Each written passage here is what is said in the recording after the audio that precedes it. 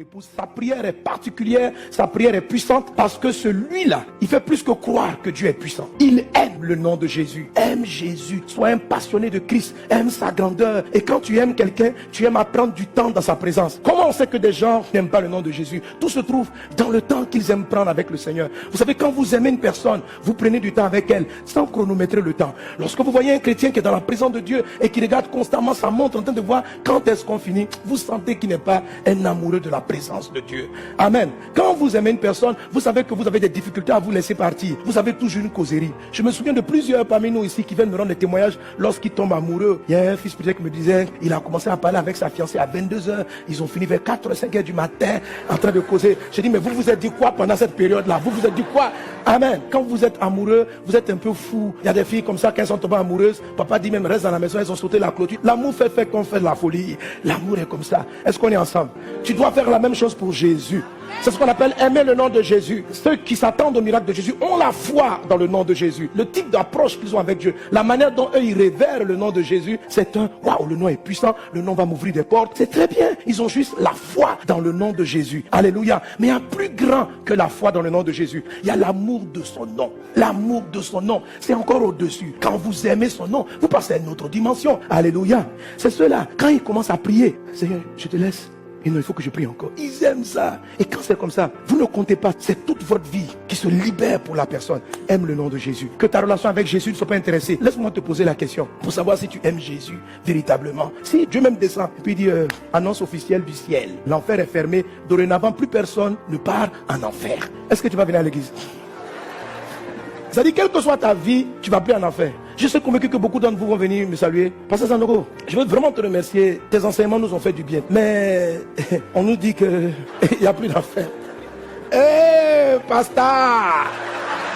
Vous savez, si quelqu'un sent dans son esprit que s'il n'y a pas d'enfer, il n'allait pas continuer de prier. S'il n'y avait pas l'enfer, il allait faire n'importe quoi. Je t'assure, tu profites de Dieu, mais tu n'aimes pas. Parce que lorsqu'on aime, on n'aime pas par menace. Tu n'es pas avec quelqu'un parce que tu as peur d'être célibataire. Tu es avec une personne parce que tu l'aimes. Le vrai amour n'est pas quelque chose qui est intéressé. Ça veut dire quoi? Que tu sois pauvre, je vais continuer de t'aimer. Que tu sois riche parce que je n'ai pas choisi ton argent. Il y a certains qui n'ont pas choisi Jésus, mais ils ont choisi la puissance de Jésus. Alors ceux-là, leur maximum dans leur niveau de communion, c'est le niveau de fils de Dieu. Mais ceux par contre qui passent au niveau de l'amour, ils rentrent dans la dimension de l'épouse. C'est là-bas que Dieu t'appelle. Aime Jésus. Maintenant, comment est-ce qu'on arrive à aimer Jésus? Mon ami, l'amour de Jésus n'est pas un sentiment. Même pour vivre longtemps avec ton mari, il ne faut pas te limiter au sentiment. Je suis amoureux, je suis amoureuse. Si tu te limites au sentiment, tu vas perdre parce que les sentiments finissent toujours par disparaître. Quand on dit tu aimeras et c'est un commandement, ça ne peut pas être un sentiment. Si Dieu dit que c'est un commandement, c'est-à-dire qu'il faut simplement obéir. C'est un peu comme quand on te dit arrête-toi au feu rouge. Peu importe ce que tu ressens, tu t'arrêtes au feu rouge. Si tu passes, on te flanque une amende. Est-ce qu'on est ensemble? Qu'est-ce que tu dois faire si tu veux sanctifier le nom de Jésus dans la dimension de l'épouse? Tu dois décider d'aimer Jésus. Je décide à prendre le temps devant lui. Même quand mon corps n'a pas envie. Au début, tu ne sentiras pas l'envie. Mais à force de décider de le faire, tu vas voir que tu aimes rester maintenant dans sa présence. Le plaisir vient après la décision. Quand le plaisir vient avant la décision, le plaisir ne dure pas. Ok? Concernant Jésus, quand tu l'aimes, c'est une décision d'aimer sa présence. De ne pas le chercher pour ce qu'il te donne, mais pour ce qu'il est. Aimer Jésus, c'est aussi prendre soin des autres. Jésus a demandé à Pierre, m'aimes-tu, m'aimes-tu? Pierre dit, tu sais que je t'aime. Jean 21. Jésus dit, si tu m'aimes, paie mes brebis. C'est-à-dire, prends soin des âmes. Prends soin des gens qui sont en souffrance. Donc, quand vous dites que vous aimez Jésus, Dieu ne regarde pas le nombre de larmes que vous versez quand vous êtes en prière pour te dire, mais Seigneur, tu vois comment je t'aime,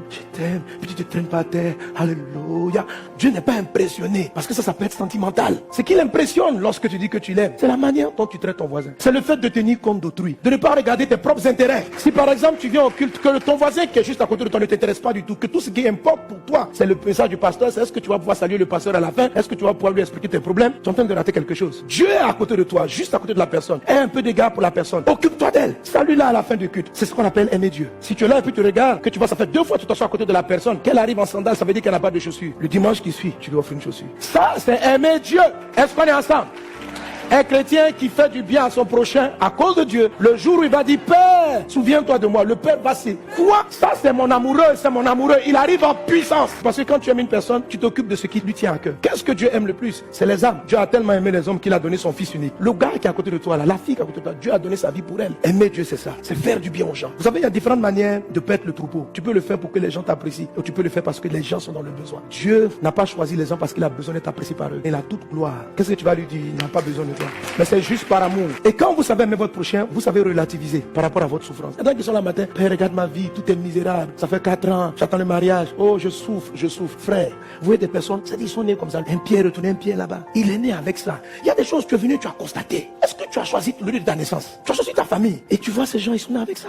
Quelqu'un me dit, mais pourquoi Dieu permet ça? Dieu n'a rien permis. C'est l'homme à qui il a confié la terre qui s'est donné à Satan. Toutes ces choses-là arrivent à cause des incantations sataniques. Frère, quand vos parents vont adorer les fétiches là, les esprits qui sont là, ils sont méchants. Ils te donnent un enfant, mais la maladie qu'il va donner au second, c'est terrible. Il dit, c'est les hommes qui font ça, mon fils. Vous pouvez l'arrêter, mais commencez déjà en aimant les gens. Faites du bien des gens. Regarde la dame qui est dans la rue, peu importe sa foi. Puis tu vois elle avec son enfant, tu peux t'arrêter simplement. L'enfant il va à l'école. Non, il va pas à l'école. Prends-le en charge. Un enfant de plus. Si tu as 3 enfants, si tu avais 4, tu ne les aurais pas mis à l'école. Complète un 4e. Amen. Aime le nom de Jésus. Et quand tu invoqueras son nom, il se lèvera pour toi. Rentrons plus dans cette dimension. Faisons le pas pour nous faire voir. Tout simplement, il faut aimer les gens. N'aie pas peur que ce soit des gens handicapés, pauvres qui arrivent ici. Il faut qu'ils sentent l'amour de Dieu. Il faut aimer. Et tu sais, quand tu vas faire le bien aux gens, ne pense pas que les gens vont te rendre ça par le bien. Hein. Ah oui, ça c'est comme ça la vie. Hein. Sachez que vous allez perdre des choses. Ok, souvent les gens sont pauvres, c'est pas par accident. Hein. Souvent c'est des jugements. Le gars il est baptisé, ça dit que son cœur est mauvais. Mais faites du bien quand même aux mauvais. Les gens ils sont comme ça, tous les pieds sont coupés, puis ils sont sorciers. Ils mangent les enfants. Mais faites le bien par amour. Jésus est mort pour tout le monde, y compris pour les sorciers.